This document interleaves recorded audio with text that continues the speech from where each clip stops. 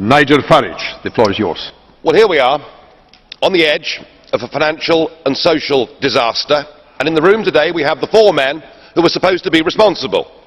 And yet we've listened to the dullest, most technocratic speeches I've ever heard. You are all in denial. By any objective measure, the euro is a failure.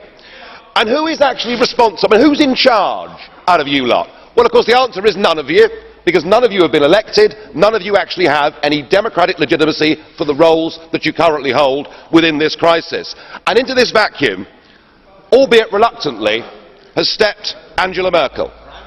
And we are now living in a German-dominated Europe. Something that the European project was actually supposed to stop. Something that those that went before us actually paid a heavy price in blood to prevent. I don't want to live in a German-dominated Europe, and nor do the citizens of Europe.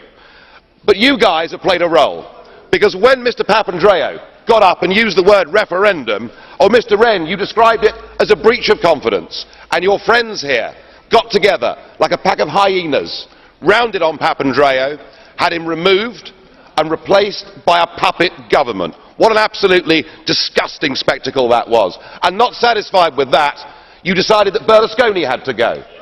So he was removed and replaced by Mr Monti, a former European Commissioner, a fellow architect of this euro disaster, and a man who wasn't even a member of the Parliament. It's getting like an Agatha Christie novel, where we're trying to sort of work out who's the next person that's going to be bumped off.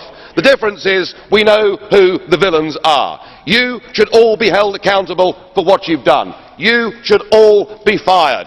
And I have to say, Mr Van Rompuy, 18 months ago when we first met, I was wrong about you. I said you'd be the quiet assassin of nation-state democracy, but you're not anymore. You're rather noisy about it, aren't you?